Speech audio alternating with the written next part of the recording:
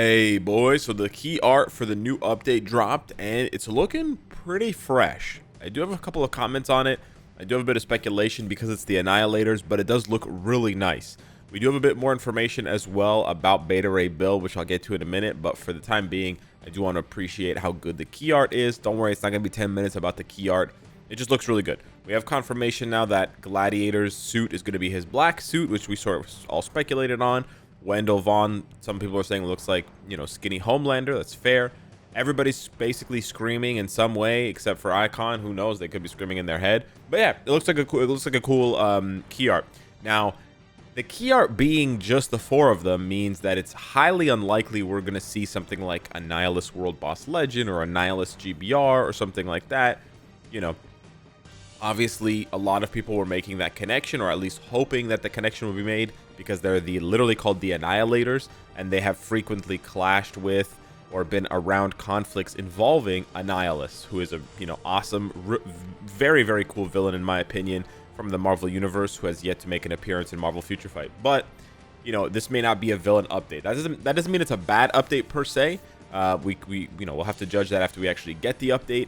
But I think people are a little bit worried that there's a possibility not seeing any villains here in the key art, and not seeing any villains in the sneak peeks, that it could be another update with like no game mode content, and if that's the case, then as fun as 4 characters will be, they're probably not going to last you the full 2 weeks before the mid-month, which is only going to be another 2 characters most likely, which is then another 2 weeks. So anyways, you sort of get how that goes.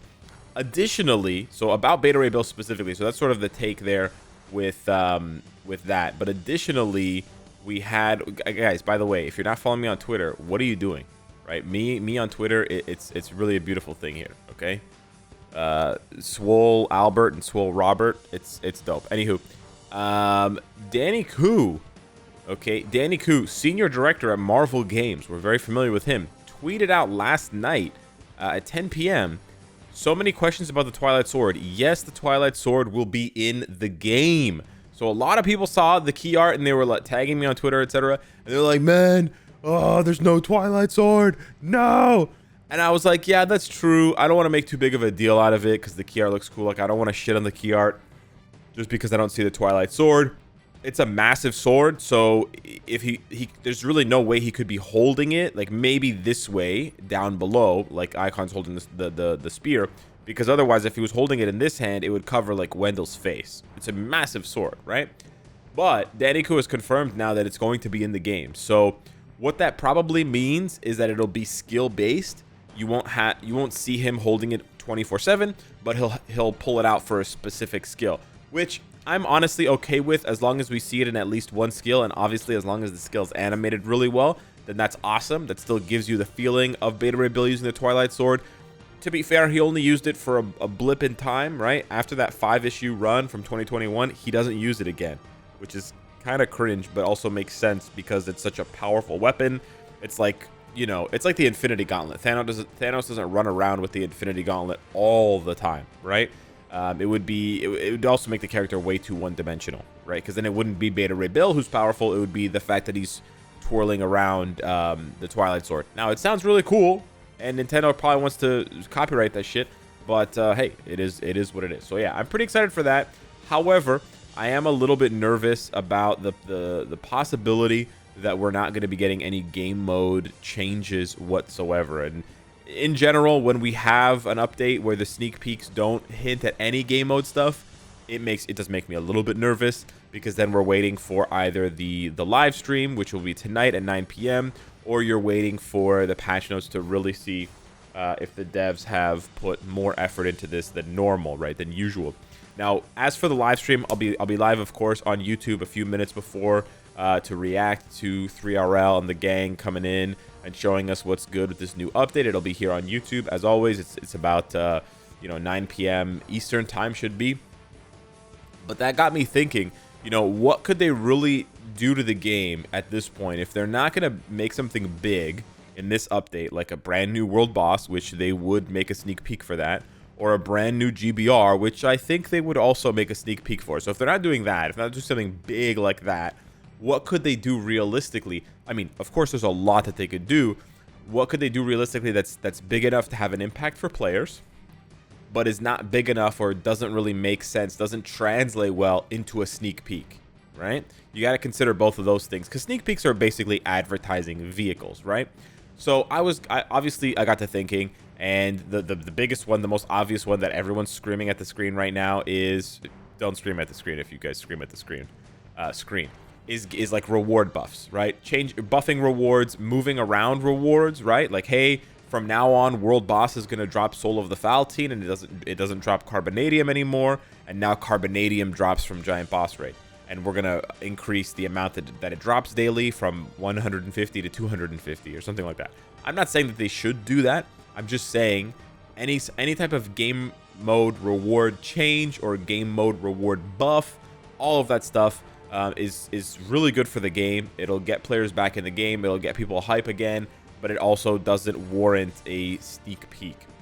Secondly, I think a new dispatch sector probably doesn't warrant a sneak peek at this point, but a new dispatch sector or 2 new dispatch sectors, if they're feeling particularly bold and spicy, could be really good for the game, right? Introducing tier 4 materials, maybe sector 14 is Carbonadium as a passive drop, and sector 15 is Soul of the Faltine as a passive drop, and then we get, you know, Life Seed later on for the anniversary or after that.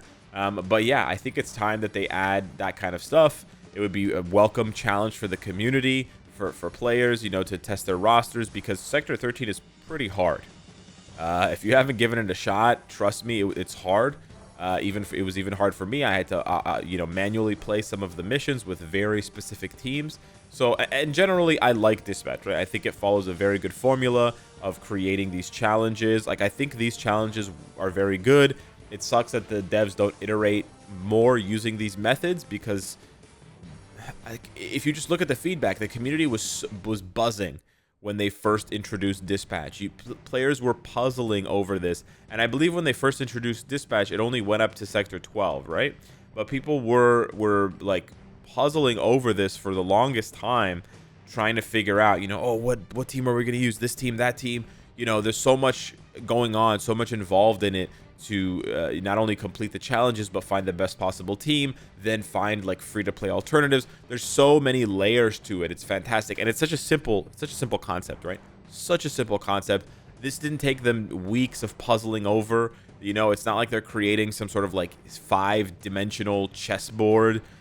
This is fairly straightforward. These challenges are fairly straightforward. They even follow a pattern in and of themselves, so they're not like unique forever. I mean, they're sort of unique, but again, they follow a pattern, and they even have repeating challenges at some point. So it's not even that you have what is that, 60 unique challenges, because 12 times straight, 36 unique challenges, right? It's less than that. Or no, it's way more than 36. What am I saying? It's 15 times 12. Okay, so it's like whatever. It's like 200 challenges, some shit like that. I was way off. What was I smoking, dude? It's 180 challenges. Okay, yeah, all right, whatever. 180 challenges is a lot. Fair play to them. They can absolutely repeat challenges at that point. If you have over 100 challenges, wow, that's amazing. Go ahead and start repeating those challenges, honey. No one's gonna judge you for that. But yeah, Dispatch is just so dope. It could really you know, revitalize a lot of the player base that's kind of half given up on the game. I wouldn't say fully given up, but like half given up. One of the things, however, that I think wouldn't be that hype is a new chapter of the story. I don't know about you, but yeah, I feel like this is better saved for something like the anniversary, or something like the anniversary, or the anniversary. I don't know. At this point, it just feels like I want new chapters to the story. Don't get me wrong, but it needs like a bigger reveal. It needs to be like a bigger presence. I would certainly love new chapters of the story. There are premium items like artifacts, like, you know, the new Odin's blessings, etc., that could be added. Swords could be added to these premium rewards that you can get right from these chests. So there's certainly stuff to add, new stuff to add that they've introduced since then. Since this, I mean, team up collection tokens, right? There's a lot. But at the same time, I don't know. It just feels like it would be a bit forced at this point if they added more to it. I still like it for sure, but what the hell is this? Oh, it's a first clear reward thing. because it's so freaky. It's not showing me the synergy as if I haven't done the synergy, but I do have the synergy. It's just not showing me. That just tripped me the hell out. I was like, am I not getting the synergy bonus for this shit because I just didn't bother to do this crap? But yeah, I should probably do it at one point. Obviously, a lot of people will disagree with me here. They're like, anything is better than nothing, and I don't disagree with that concept, that anything we get game mode wise is better than nothing. I do for sure agree with that. But just for some reason, you know, other changes, you know, changes to PvP obviously would be very welcome. Changes to the way that ban lists work, you know, more player agency in PvP, allowing players to set auto rotations, you know, changing the cooldown thing for timeline battle. I mean, there's so many changes they could make, small changes, again, that don't warrant sneak peeks, that aren't super hype in terms of advertising, but are amazing for the player base and like sort of pseudo quality of life changes. And all of those would be amazing, right? Reward buffs, etc. All of those would be amazing. It just seems to me, it feels to me that a new story mode chapter just doesn't really fit the gravity of this update. And I feel like something like the anniversary, where they introduce something really big, or they have like a really big theme like Avengers, or, you know, Annihilators just seems like a small theme to package with a story mode update, right? Because if you think about a game, not that the story mode is that important for Marvel Future Fight, but it's like the story of the game. It should be sort of epic. It should be sort of high stakes, high quality, and it should touch on like these big bads like Thanos and whatever. It's like mind-controlled Odin or whatever.